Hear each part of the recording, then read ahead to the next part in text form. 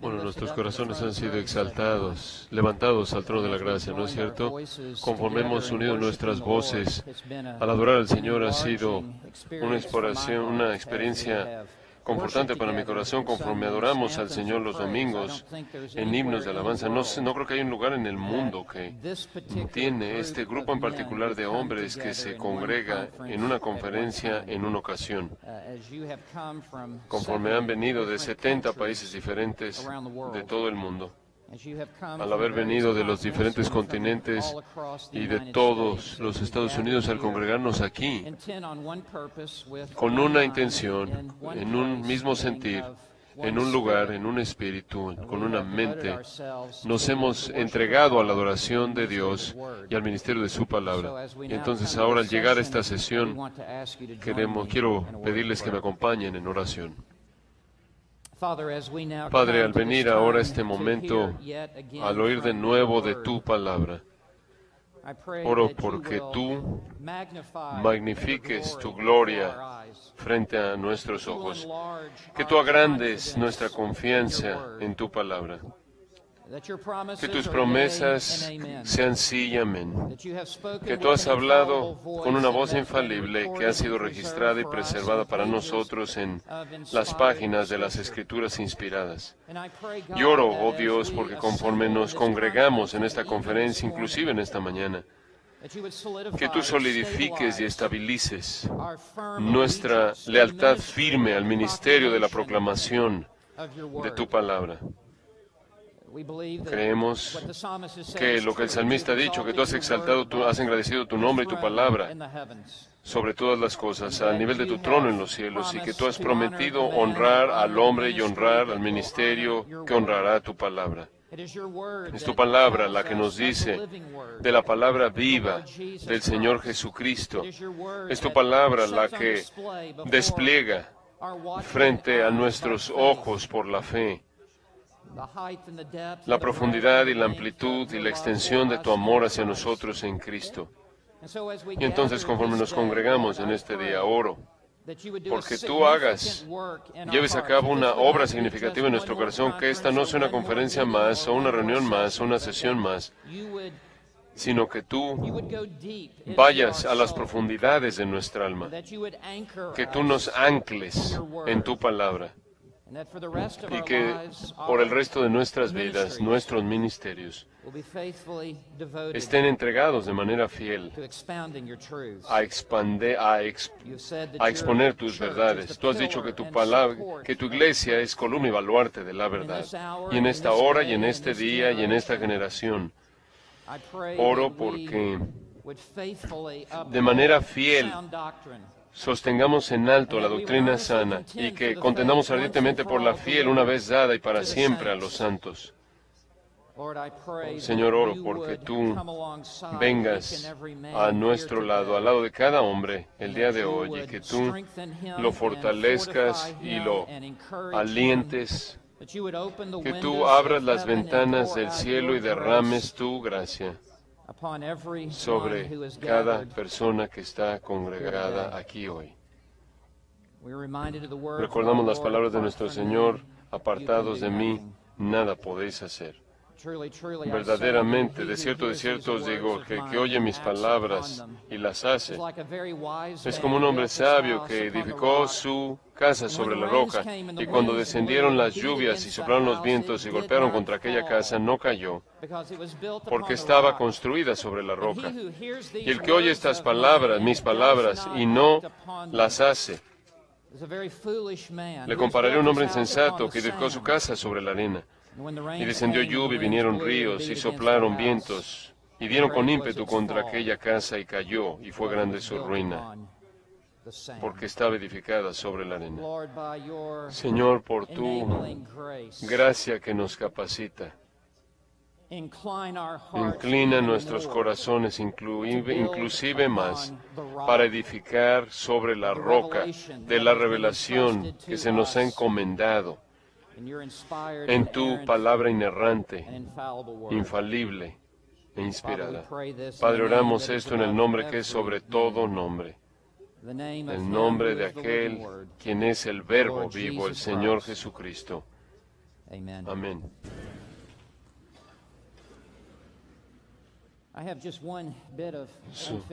Solo tengo algo aquí que no he terminado de ayer. Muchos de ustedes, si no es que la mayoría de ustedes, estuvieron en mi sesión conforme hablé de William Tyndale. Y no les dije algo que es muy importante. Tengo aquí esta Biblia de Tyndale. Creemos que es de 1534. Este es the greatest masterpiece in the English language. I have seen the crown jewels. La obra maestra más grande que hay en el idioma inglés. He visto las coronas, las joyas de la corona en la Torre de Londres. Esta es la verdadera joya de la corona. Es la palabra de Dios traducida en nuestro idioma. Si hay un arca del pacto evangélica, aquí está. 1525. Tyndale estaba en Colonia, Alemania, intentando hacer su primer Nuevo Testamento publicado, y en el momento de Mateo 22:12 tuvo que recoger sus materiales y meterse en un barco y bajar, porque llegaron a atacar ahí la imprenta, porque ahí Alemania, donde Tyndale trataría de terminar su trabajo. En 1521, Martín Lutero estuvo ahí. En abril 21, presentó su gran defensa. Y Tyndale sabía que habría gente ahí que compartía su convicción con él, y en 1526 se completó la primera traducción en inglés del griego original en el inglés. 8 años después, en 1534, él produjo esto. Solo hay uno en el mundo, de 1525 hasta Mateo 22:12. Hay unas 7 en el mundo, de 1526. Hay un número muy pequeño, de 1534. Tyndale hizo entre 4,000 a 5,000 correcciones. Él estaba comprometido con la mejor traducción que él podía producir. Y él produjo esto. Iba a haber una revisión más rápida. En 1535, 1536 se imprimiría el mismo año en el que Juan Calvino llegó a Ginebra. Un hombre se sale de la escena y Dios levanta al siguiente hombre. Este libro va a mostrarse, va a estar en exhibición ahí afuera de las puertas.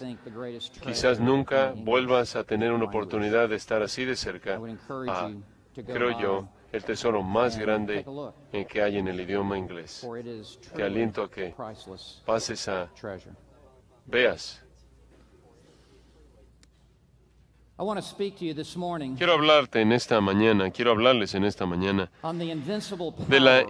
del poder invencible de la palabra inerrante.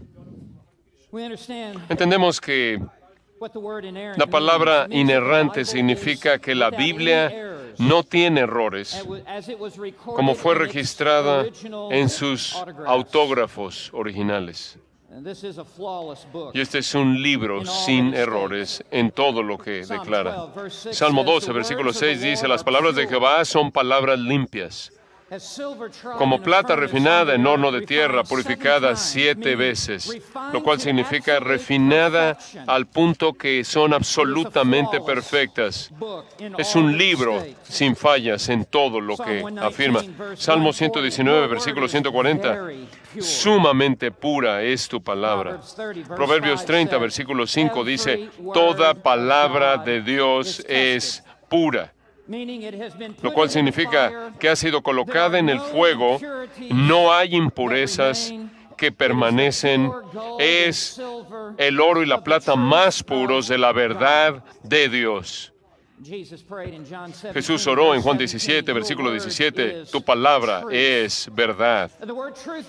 Y la palabra verdad significa realidad, significa las cosas, la manera en la que realmente son las cosas, significa no aquello que la cultura o la población dice que es algo, no es como es percibido por nosotros. Verdad significa realidad, significa la manera en la que las cosas realmente son. Y el pecado es lo que Dios dice que es el pecado. La salvación es lo que Dios dice que es la salvación. El cielo y el infierno es lo que Dios dice que algo es. Que todo hombre se ha hallado mentiroso, pero que Dios se ha hallado veraz. En Santiago 1, versículo 25, se hace referencia a las Escrituras como la ley perfecta. En 1 Pedro 2, versículo 2, la Biblia se representa a sí misma como, y cito, la leche no adulterada de la palabra. Esto significa que no está adulterada, que no tiene ninguna contaminación. La Biblia dice en Hebreos 6, versículo 18, es imposible que Dios mienta. He retraducido esto del idioma original y esto es lo que realmente significa, es imposible que Dios mienta. Significa lo que dice y dice lo que significa. Tito 1, versículo 2, Dios dice, Dios que no puede mentir. Hay algunas cosas que Dios no puede hacer. Dios nunca podría contradecirse a sí mismo. Y es imposible que Dios mienta, porque Dios es verdad y su Hijo es la verdad. Y el Espíritu Santo es el Espíritu de verdad. Y la palabra de Dios es la palabra de verdad. Con respecto a una Biblia tan inerrante, el príncipe de los predicadores, Carlos Haddon Spurgeon, dijo, si no creyera en la infalibilidad de las Escrituras, la infalibilidad absoluta de la misma, de tapa a tapa, nunca entraría otra vez este púlpito. Fin de la cita. Y así es con todos nosotros, los que estamos congregados aquí, que ministran la palabra de Dios. Si no creemos en la inerrancia de la palabra de Dios, nunca entraríamos otra vez un púlpito en nuestra vida. Y debido a que la palabra de Dios es inerrante, es por lo tanto, de manera necesaria, invencible. Debido a que la Biblia es absolutamente pura, por lo tanto es absolutamente poderosa. Debido a que la Biblia es lo que dice ser, puede hacer lo que dice hacer. La palabra invencible significa incapaz de ser vencido o sometido. Significa incapaz de ser conquistado o derrotado. Tal es el poder sobrenatural de la palabra de Dios. Y la Biblia es tan invencible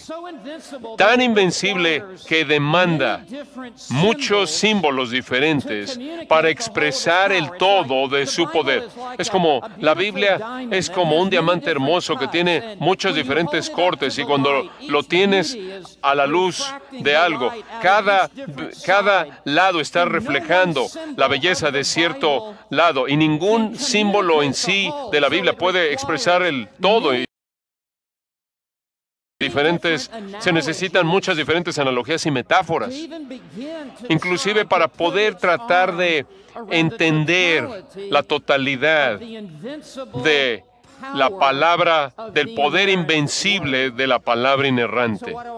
Y entonces lo que quiero hacer para nuestra sesión juntos es presentarles 7 símbolos de las Sagradas Escrituras, 7 metáforas, 7 analogías que se encuentran en la Biblia misma.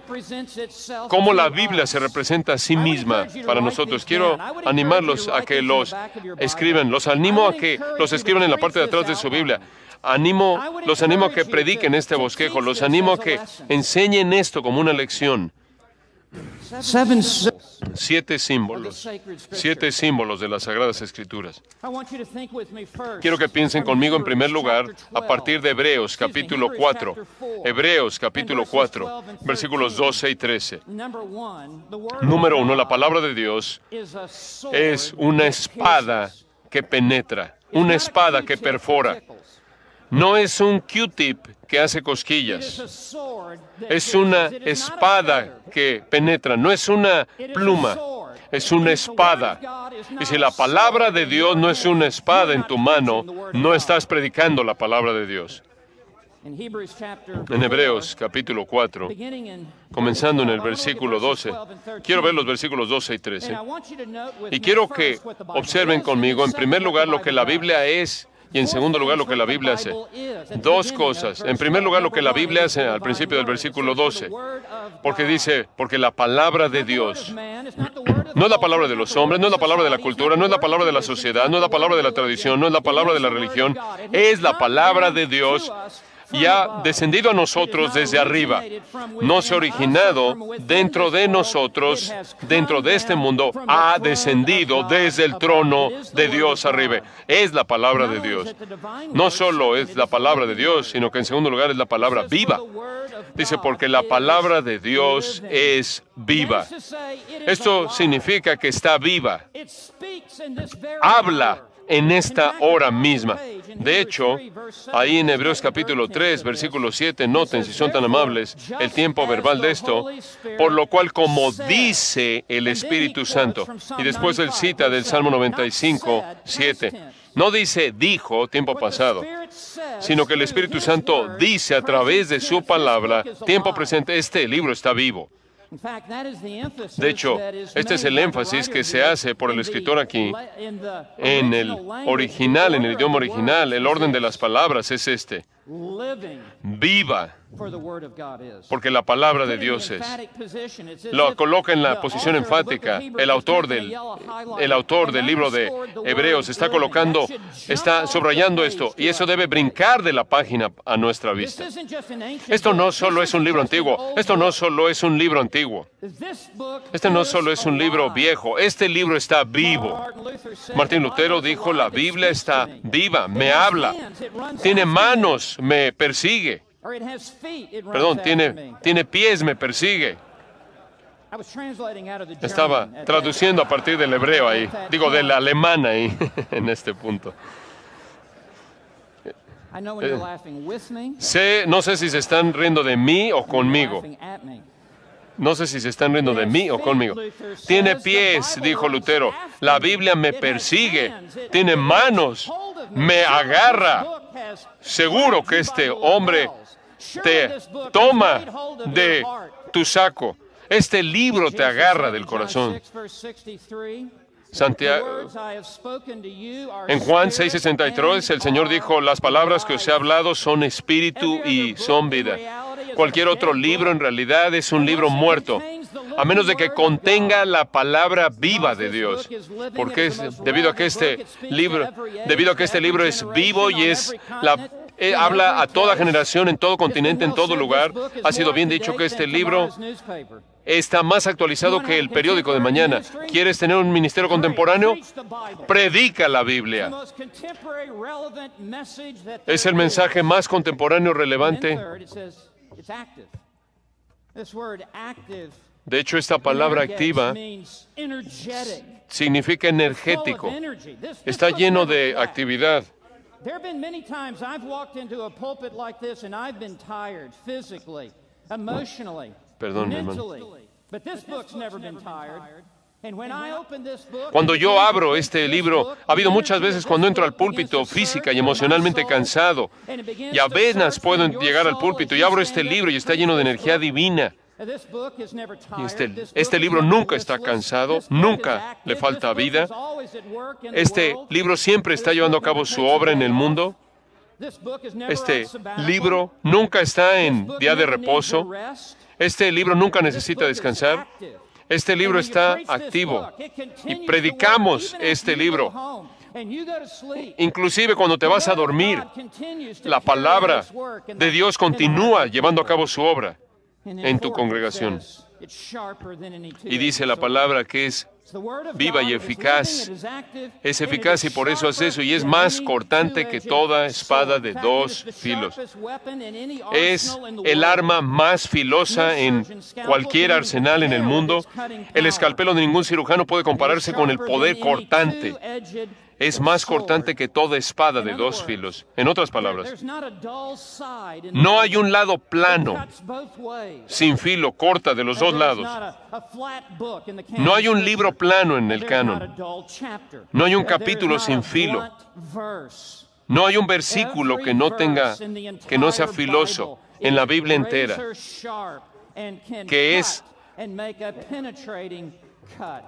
que hace esa... Eso es lo que la Biblia es. Y nunca debes ir al púlpito en el que estoy. Nunca puedes ir al púlpito sin ella. Observa, eso es lo que es, observa lo que hace. En primer lugar, penetra. Lo pueden ver a la mitad del versículo 12. Penetra hasta partir el alma y el espíritu. Este libro está tan afilado que penetra más allá de las fachadas de los hombres y mujeres. Va más allá de las excusas que presentan. Llega a las profundidades del corazón. Corta hasta la médula de la persona interna y llega al fondo de la vida de uno. Cualquier otro mensaje humano es superficial, simplemente se queda en la superficie, masajea el ego, puede masajear la parte de afuera, pero este libro penetra hasta las profundidades de una persona misma, va más allá de la superficie. No corta meramente lo de afuera, sino que penetra hasta los órganos vitales, hasta el corazón. Y noten en segundo lugar, no solo penetra, sino que juzga. Y puede juzgar. Ahí está la suficiencia de las Escrituras. Es más que capaz. Es capaz. Puede. Y discierne. Críticos significa criticar, una crítica. Las Escrituras pueden criticar de manera perfecta el corazón humano. Puede juzgar al alma y emitir el veredicto divino. Puede juzgar los pensamientos y las intenciones del corazón. El hombre mira lo que está delante de sus ojos, pero Dios ve el corazón. Y el ministerio de esta espada filosa de doble filo consiste en penetrar y juzgar lo que nadie más puede ver, lo que tú solo sabes de ti mismo, ni siquiera lo que ha sido dado a conocer por ti, por la palabra. Entra a tal profundidad, hasta lo más profundo de tu alma y las profundidades de tu espíritu, que puede juzgar los pensamientos, esos pensamientos secretos e intenciones, los deseos internos, las ambiciones personales, los motivos, las actitudes más profundas. Puede juzgar los pensamientos e intenciones del corazón. Así de filosa es la palabra de Dios. Y observen el versículo 13, observen la primera palabra del versículo 13, y, lo cual significa es que lo que se encuentra en el versículo 13 continúa con la misma idea del versículo 12, conecta al versículo 12 y 13, y no hay cosa creada. Nadie en tu congregación, nadie en tu ministerio, nadie en tu casa, nadie que esté sentado bajo la espada de doble filo. No hay criatura, no hay cosa creada que no sea manifiesta en su presencia. El Dios que es omnisciente, conoce todas las cosas y ve los pensamientos internos. No hay cosa creada que no sea manifiesta, que se esconda de su presencia. Antes bien, todas las cosas están desnudas, y en este contexto lo que esto está diciendo es que Dios ve el corazón interno mucho antes de que la palabra que penetra corte al alma para cortar las capas del corazón del hombre conforme la palabra es ministrada. Somos capacitados. Se nos da la capacidad de vernos a nosotros mismos como Dios nos ve. Podemos ver algo de lo que Dios ve cuando Dios ve las profundidades de nuestros corazones. No hay cosa creada que no se manifieste en su presencia. Antes bien, todas las cosas, por favor noten, todas las cosas, pensamientos, deseos, motivos, actitudes, todas las cosas están desnudas. Están desnudas. Debido al ministerio de la palabra de Dios, exhibe todo. Y esta palabra desnudas, para desnudas, es una palabra griega, gimnos, de la cual derivamos la palabra en español gimnasio o gimnasia.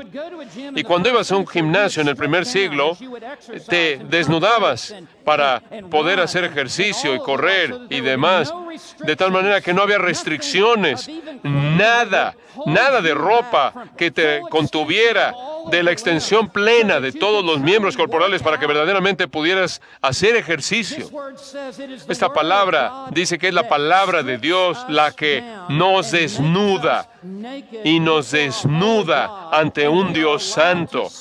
Y podemos vernos a nosotros mismos por primera vez como Dios nos ve. Esta palabra quita todas las pretensiones, todas las excusas, todas las hojas de higuera y deja el alma humana desnuda ante Dios. Y observen las siguientes palabras, y abiertas.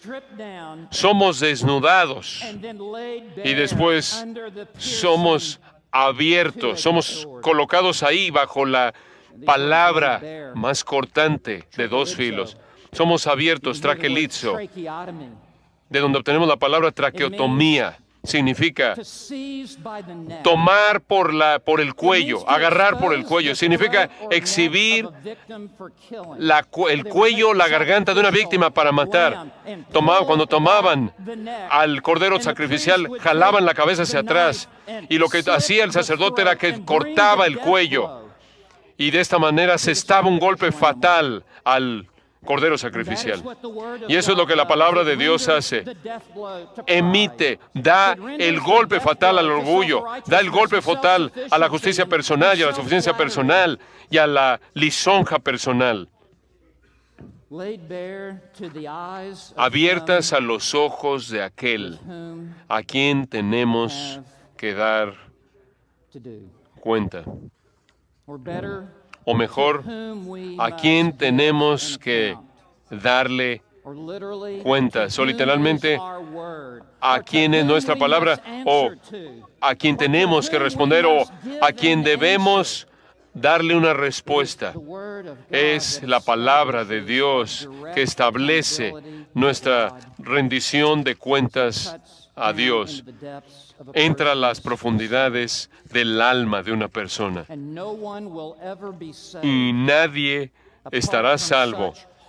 Y nadie será salvo fuera de esa convicción que exhibe el alma delante de Dios, para dejar a uno en un sentido de convicción de pecado y en una necesidad desesperada de un Salvador y de su gracia, que puede llevar a cabo una cirugía de corazón abierto y dar un corazón nuevo. Esto es lo que sucedió en el día de Pentecostés, cuando Pedro desenfundó la espada de doble filo y la usó en Hechos 2:37. Dice, cuando oyeron esto, después de que Pedro había dicho, escuchen, ustedes hombres de Galilea, escúchenme, esto es aquello que fue hablado por el profeta Joel. Y él cita Joel 2, versículos 28 al 32, y después pasa al Salmo 16, versículos 8 al 11, y después pasa al Salmo 134, y de regreso al Salmo 16, 8 al 11, y después para el crescendo, él llega al Salmo 110, versículo 1, escritura, escritura, escritura, escritura,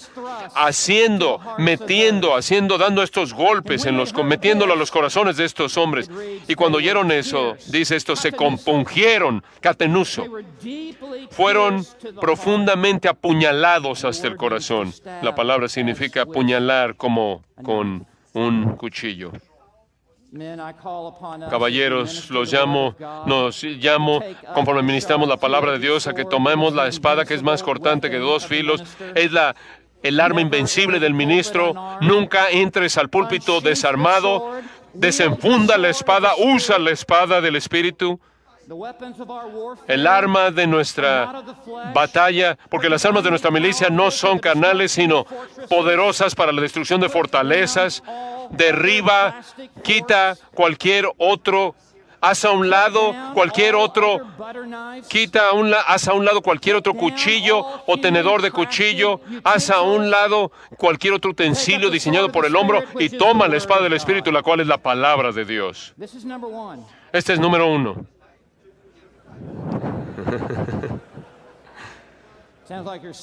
Se oye como que están ahí sentados se oye como que están sentados sobre su espada. Es la espada que penetra. Necesitas una espada, la espada para perforar, para penetrar en tu ministerio.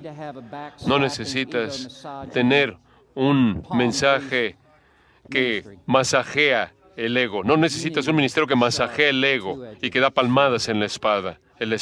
Necesitas una espada de 2 filos, doble filo. En segundo lugar, es un espejo que revela. Pasa a Santiago capítulo 1. Santiago capítulo 1, versículo 23.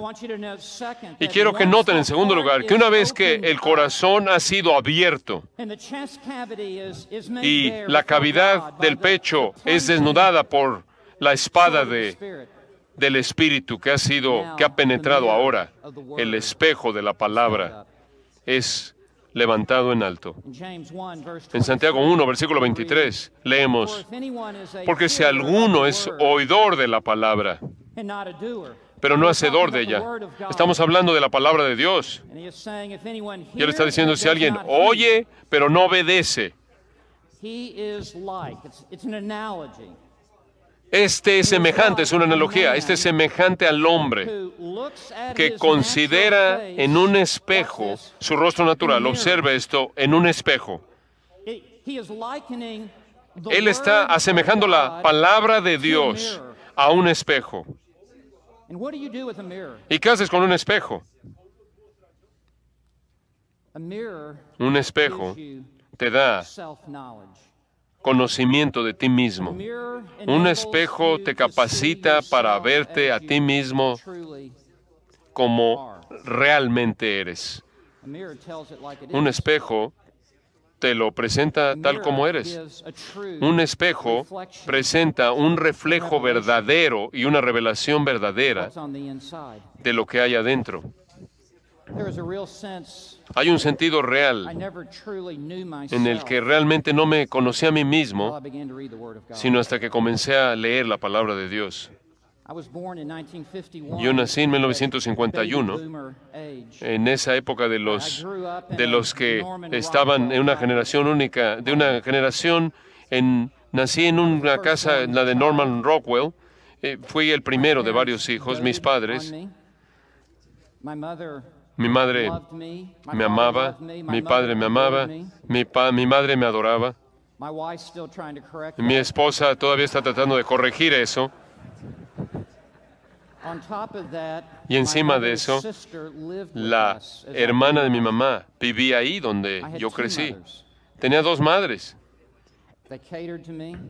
que me consentían, hacían me hacían todo, me afirmaban, me alababan, y además jugaba fútbol americano, básquetbol, béisbol y corría. Estaba en atletismo. Estaba yo en ciertos certámenes, a mí se me daban trofeos, y te aplaudían las porristas. Fui a la universidad, jugué fútbol americano, y te aplauden las comunidades de alumnos, las fraternidades. Y después comencé a leer mi Biblia. Y realmente no era lo que todo el mundo decía que yo era. Cuando fui a la universidad, tenía una Biblia viva. No la de Hebreos 4:12, sino la Biblia antigua viva, viviente. Solo tenía un Nuevo Testamento. Fue una Biblia viva con fotos. Tenía fotos de atletas corriendo. Y metidos ahí a lo largo del Nuevo Testamento.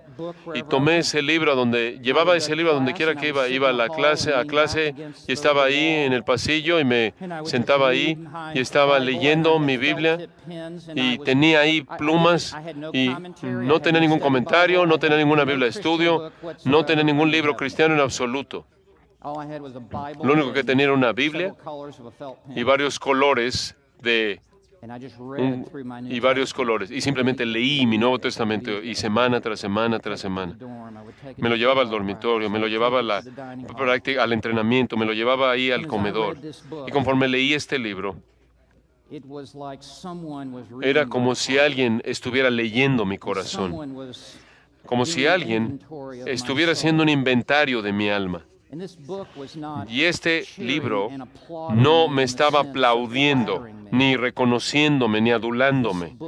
Este libro me estaba dando el retrato correcto en mi alma de quién soy en realidad y mi necesidad terrible que tengo de gracia.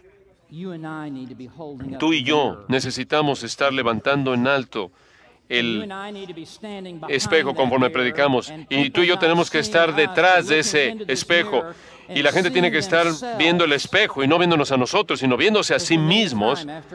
Muchas veces cuando he predicado, salgo ahí a la sala y puedo ver ahí en mi visión periférica, ahí en la esquina, un hombre penoso cuya esposa lo ha hecho venir a la iglesia y está esperando que todo el mundo se vaya para que él pueda acercarse a mí en privado.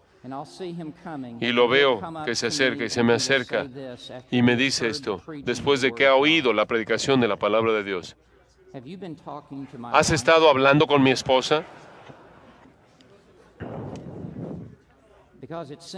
Porque parece que yo sé más de lo que parece que yo conozco más de él de lo que él conoce de sí mismo. Y yo le dije, no he hablado con tu esposa en absoluto. Él dice, sí, has hablado con él. Y yo le digo, no he hablado con tu esposa.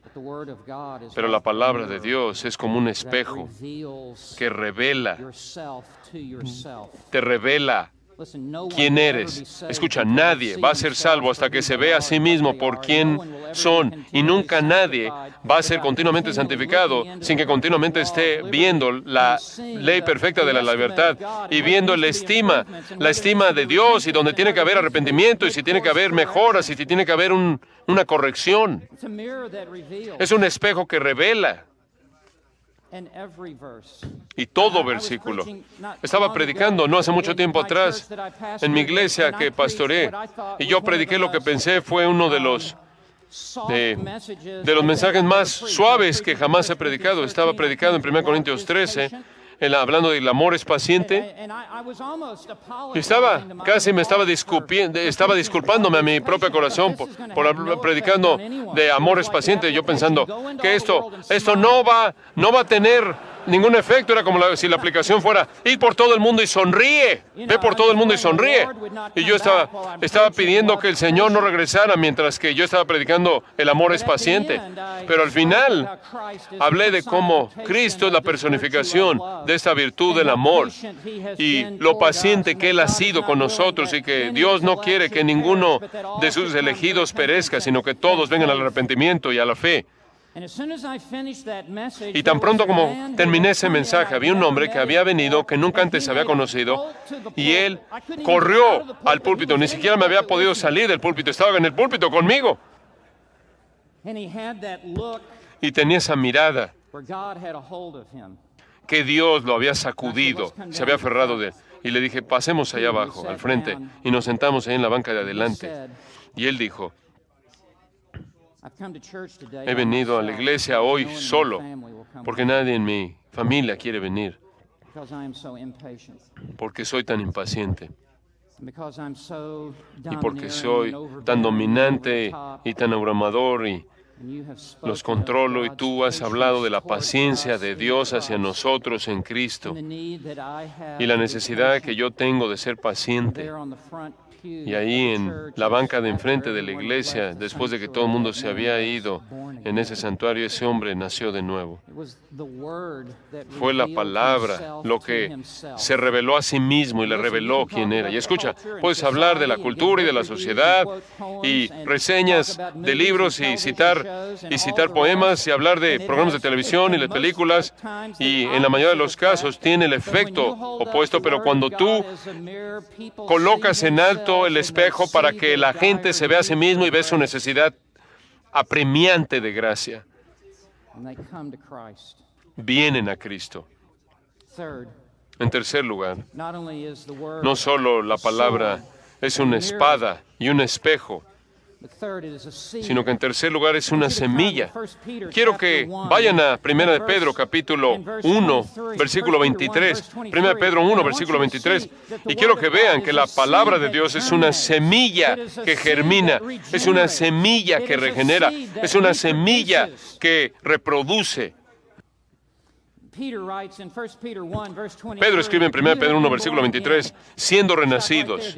Detente ahí. El siendo renacidos se refiere a todos los creyentes que han sido dispersados, que él menciona en el capítulo 1, versículo 1.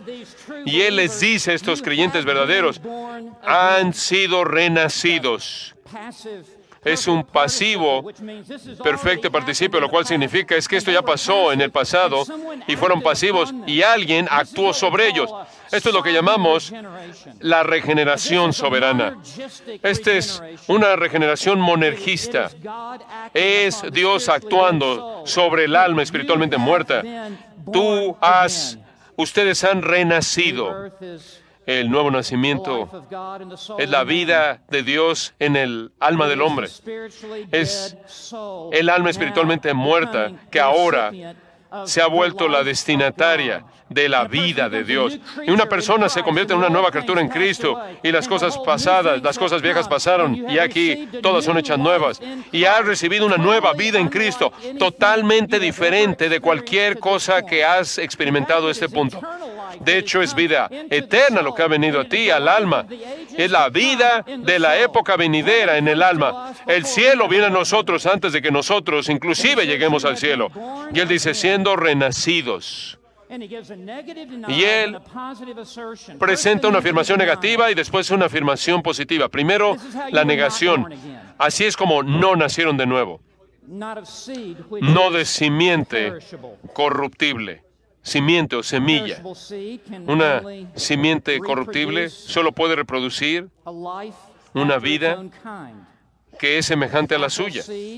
Las semillas de manzana no producen naranjas. Las semillas de manzana producen árboles de naranja y el fruto de la manzana. Hay un principio fundamental en la vida. Lo que es de cierta naturaleza da lugar a algo que es de la misma naturaleza. Él dice, no renacieron de una simiente corruptible. La vida eterna no se lleva a cabo por una simiente corruptible que solo da vida temporal. No. Dice, sino. Y Martin Lloyd Jones dijo, gracias a Dios por los sinos en la Biblia. Sino de incorruptible, y añadiríamos la palabra simiente. Simiente, una semilla es algo maravilloso, contiene un embrión de una planta dentro de ella, lista para germinar y propagarse. Dentro de una semilla está la capacidad de reproducirse, es capaz de germinar. Y él dice que hemos renacido de semilla incorruptible. ¿Y qué es esta semilla? Él dice que es por la palabra de Dios que vive y permanece para siempre. Una vida sobrenatural solo viene de una semilla sobrenatural. La vida eterna solo viene de una semilla que es viva y permanece para siempre. Escucha, será más fácil crecer cedros al plantar canicas que alguien salve sin que se implante esta simiente imperecedera en la tierra preparada de sus corazones. Jesús habló de esto en Lucas 8, versículo 5. Él dijo, la semilla es la palabra de Dios. y está viva. Esto es lo que Hebreos 4:12 dijo. Y permanece para siempre. Esto significa que nunca perece, nunca muere. Produce una vida que nunca perece, que nunca muere. Como dice en Juan 11, versículo 25, aunque mueran, vivirán para siempre. Es mediante esta palabra inerrante inspirada de Dios que viene este nuevo nacimiento. Esta es la verdad de tu ministerio. Tú siembras, tú cosechas lo que siembras. Tú cosechas más de lo que siembras. Tú cosechas más tarde de cuando siembras. Y si tú siembras un mensaje bajo, vas a cosechar una iglesia baja. Y si tú siembras humanismo secular y psicología popular y tendencias mundanas y tradiciones religiosas y liderazgo corporativo e ideologías culturales y pensamientos filosóficos y experiencias personales y comentarios políticos, vas a cosechar una iglesia no convertida. Pero si tú siembras la simiente que vive y permanece para siempre bajo los auspicios de la palabra de Dios, el único que puede hacerla germinar, tendrás a la iglesia regenerada. Spurgeon dijo, prefiero hablar 5 palabras de este libro que 50,000 palabras de los filósofos. Si queremos avivamientos, debemos avivar nuestra reverencia hacia la palabra de Dios. Si queremos conversiones, Spurgeon dijo, debemos meter más de la palabra de Dios en nuestros sermones. ¿Oyeron eso? Menos de ti, más de Dios. En cuarto lugar, la palabra de Dios es leche que nutre. Mientras que estás en 1 de Pedro, mientras que estamos ahí en el vecindario, vamos al capítulo 2, versículos 2 y 3. Y una vez que uno ha sido soberanamente regenerado por el Espíritu Santo de Dios, haciendo que la semilla de la palabra germine y dé vida, dice en el versículo 2 de 1 Pedro 2, él habla de la leche, del crecimiento espiritual de alguien que ha nacido de nuevo. Y él hace otra analogía. Y él dice, como niños recién nacidos, todos los creyentes siempre deben ser como niños recién nacidos. Nunca debes dejar de ser como un niño recién nacido. Nunca avanzas al lugar en el que tienes madurez espiritual, en el que alguien en tu ministerio, ni tú que sirve, debe estar más allá de ser como un niño recién nacido. Siempre debes estar deseando la palabra de Dios como un recién nacido desea la leche. Por eso dice, desead. Dice, clamen, anhelen, que tengan un deseo intenso, que tengas una sed dominante singular. Como niños, desead, como niños recién nacidos, la leche espiritual no adulterada. Ahí está la inerrancia de las Escrituras. La leche no adulterada o pura. Es la fuente primordial de nutrición. La leche los bebés pueden digerir la leche. Antes de que puedan digerir otro tipo de alimento, la leche contiene anticuerpos que proveen protección de las enfermedades. La leche contiene nutrientes que producen el crecimiento. Conforme ministramos la palabra de Dios, debemos estar alimentándole a nuestra congregación. La leche de la palabra es una dinámica, es un crecimiento, es un estimulante de crecimiento espiritual dinámico. El desarrollo espiritual de nadie va a poderse llevar a cabo si no ingieren la palabra de Dios.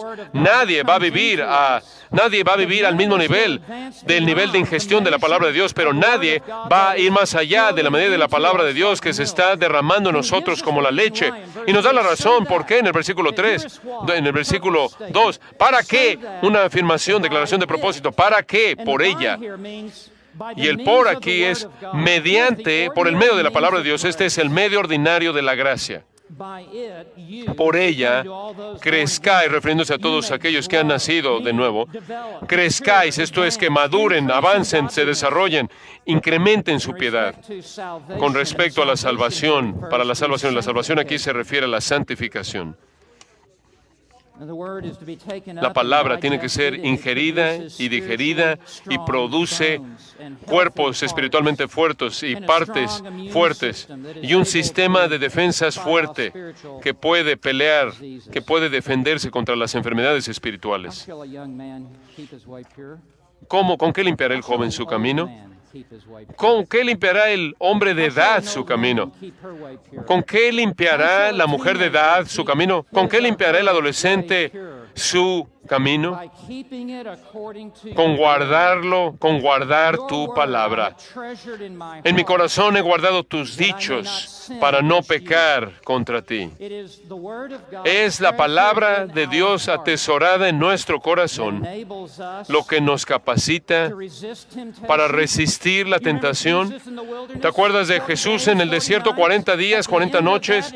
Al final de eso está la tentación triple climática y ahí el texto creo que indica que es tentado durante la experiencia total y aquí llegamos a la cúspide de las tres tentaciones y el diablo usa toda la artillería del infierno contra el Hijo del Hombre, contra el Hijo de Dios. Manda estas piedras que se conviertan en pan. Y Jesús dijo, escrito está, no solo de pan vivirá el hombre, sino de toda palabra que sale de la boca de Dios. Deuteronomio 8, versículo 3.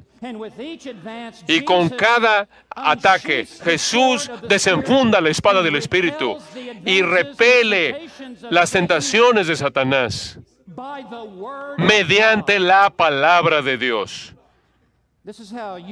Así es como tú y yo vamos a permanecer fieles en nuestra búsqueda de la santidad por la gracia de Dios y por la palabra de Dios. En quinto lugar, es una lámpara que brilla. Vamos al Salmo 119, versículo 105. Y lo que estamos haciendo es presentar los diferentes símbolos de las Escrituras. ¡Qué increíble instrumento de gracia es la palabra de Dios! Es una espada que penetra, es un espejo que revela, es una semilla que germina, es leche que nutre, es una lámpara que brilla. Salmo 119, versículo 105. Ustedes conocen este texto muy bien. Lámpara es a mis pies tu palabra y lumbrera a mi camino. Tres cosas quiero decirles acerca de este versículo rápidamente. Número uno, vivimos en un mundo muy oscuro. Y se está volviendo más y más oscuro. Hay muchos peligros y muchas trampas que amenazan la seguridad de todos aquellos que viajan por el camino angosto que lleva la vida. Y muchos viajeros han sufrido el desastre camino a la gloria. Vivimos en un mundo oscuro y necesitamos luz para ver nuestro camino, ver por dónde caminamos y ver dónde están los hoyos, agujeros en el camino y los peligros que están ahí frente a nosotros. Y en segundo lugar, no solo vivimos en un mundo peligroso y oscuro, sino que la palabra de Dios es lámpara que nos da la luz necesaria para todos los viajeros que están caminando por ahí.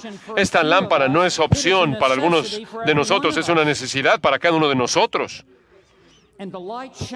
Y la lámpara brilla con mayor fuerza en la hora más oscura de la noche.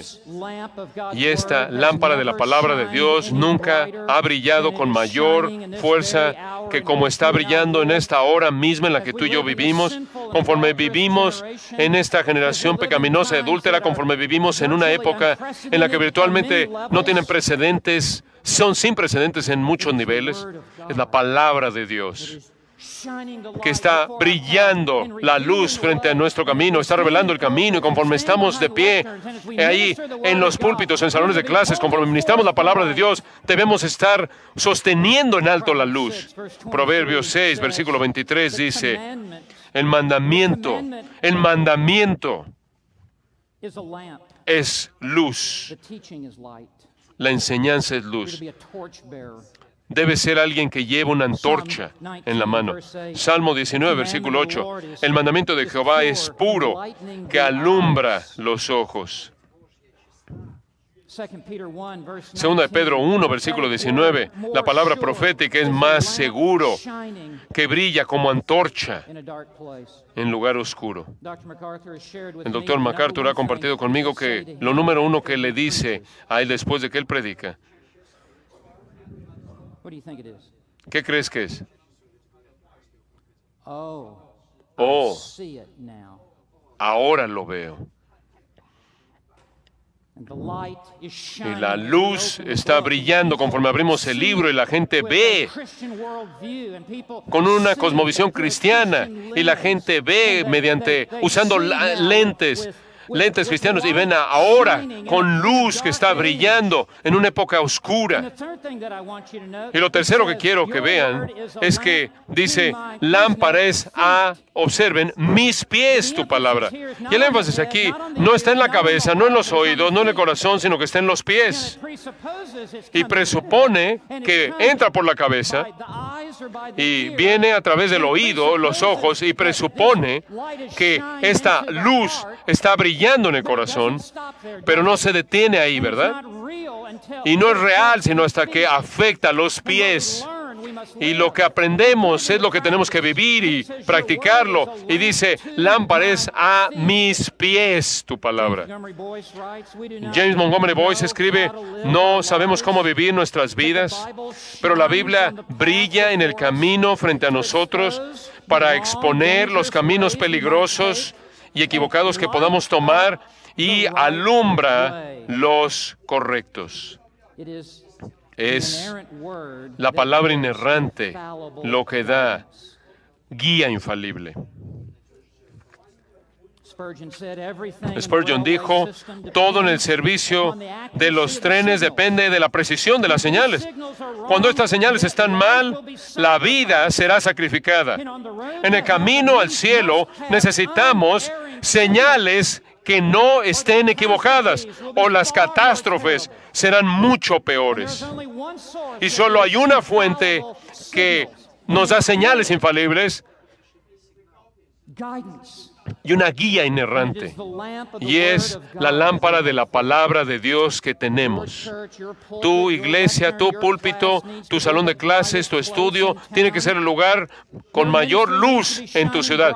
Tu ministerio tiene que estar brillando con mayor luz que 1000 soles que están en el cielo arriba, penetrando en la oscuridad. Número 6. La palabra de Dios es un fuego que consume. Pasa a Jeremías, capítulo 23, versículo 29.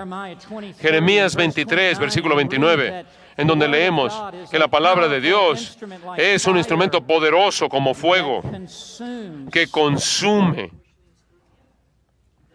En Jeremías 23, versículo 29, en esta sección que está tratando con los profetas falsos, Dios es el que está hablando. Jeremías es el secretario.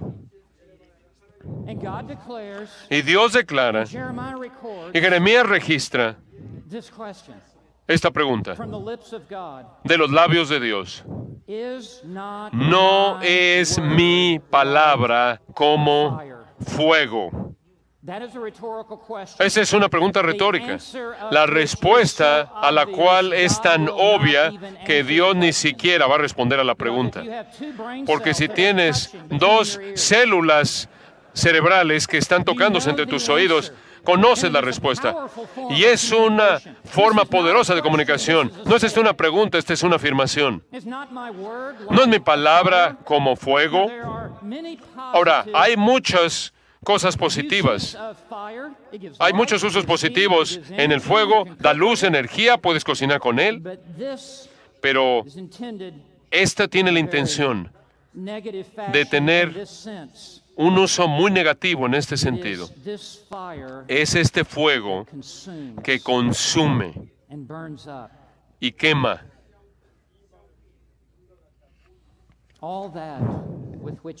Todo aquello que lo toca. Todo aquello que es resistente a la palabra de Dios.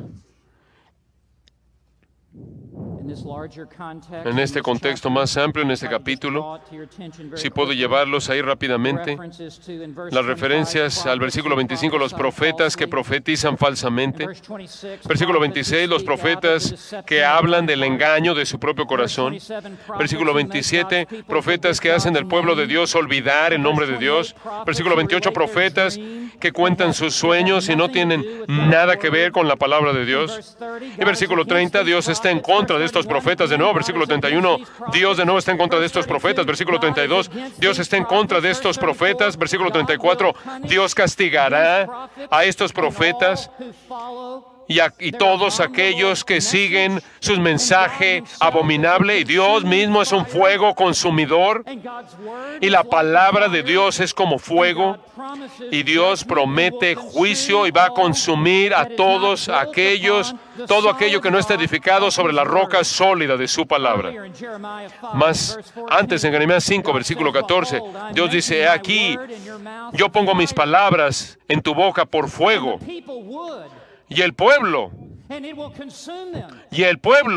y este pueblo por leña, y los consumiría." Y el mensaje que tenía Jeremías de Dios para el pueblo de su generación era un mensaje de fuego que lo iba a consumir toda la incredulidad, e iba a traer el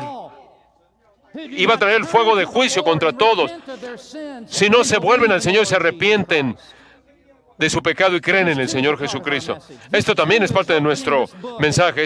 Nosotros también, al predicar la palabra, porque el mensaje que predicamos va a hacer que la gente o que sea bendecida o que sea quemada. Y o van a estar encendidos o van a estar en el fuego. O van a estar encendidos por Dios, para Dios, o estarán en el fuego de Dios, y no hay una posición mediadora entre estos dos puntos. Y cómo necesitamos de nuevo, qué necesidad tenemos el día de hoy a hombres que se pongan de pie y prediquen como Jonathan Edwards, pecadores en manos de un Dios airado. Aunque predicamos la gracia y la misericordia de Dios, necesitamos Romanos 1, tanto como necesitamos Romanos 3. No es uno u otro, son ambos. Y la palabra de Dios es un fuego consumidor. Y va a consumir a todos aquellos que están en incredulidad. Este es un libro que está ardiendo como fuego. Las Escrituras están ardiendo. Y es el mensaje más caliente que este mundo jamás ha escuchado. Y cuando eres llamado a predicar, eres llamado a jugar con fuego. Finalmente, la palabra de Dios no solo es un fuego que consume, sino que en este mismo texto, en el versículo 29 de Jeremías 23, es un martillo que quebranta. Es un martillo que quebranta. No hay fuerza en el mundo que se compare con el poder que quebranta de la palabra de Dios para superar toda resistencia ante su poder. En Jeremías 23, versículo 29, Dios de nuevo es el que habla, Jeremías es el secretario y el que registra.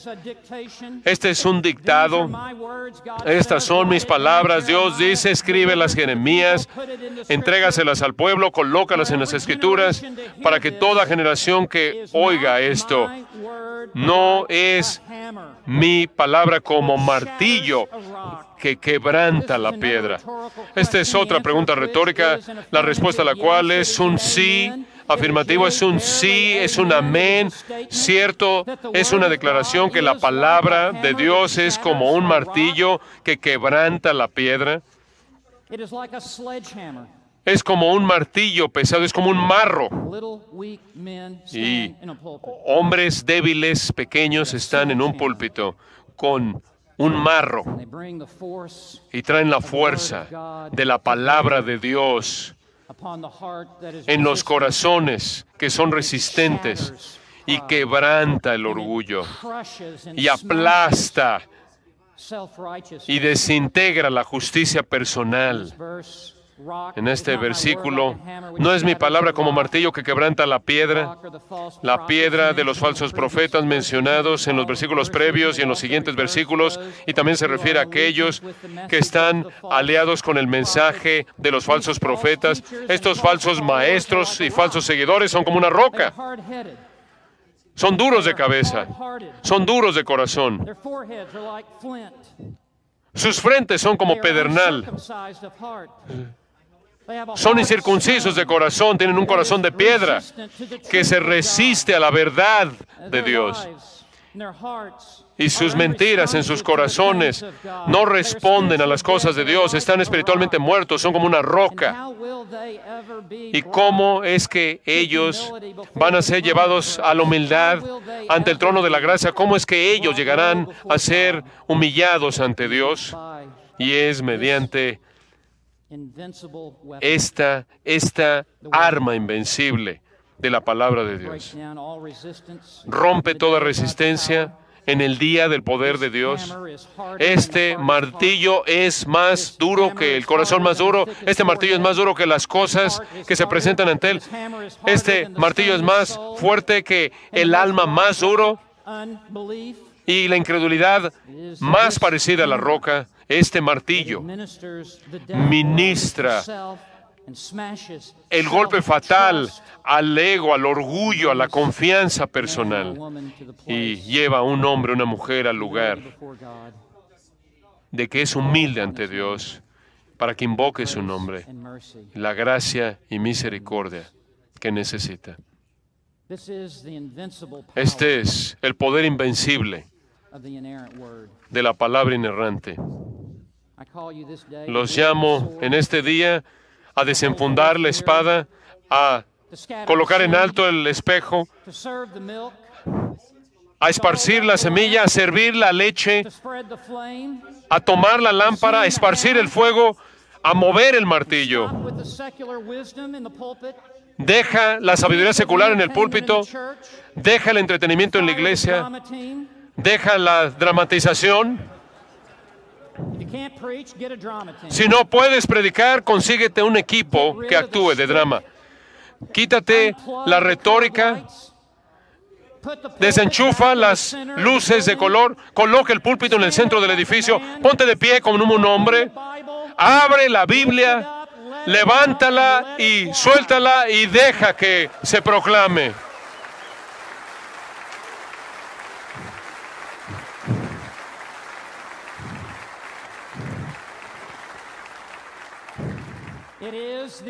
Es el poder invencible de la palabra inerrante. Oremos. Padre en los cielos, oro porque tú intensifiques nuestra confianza en este libro.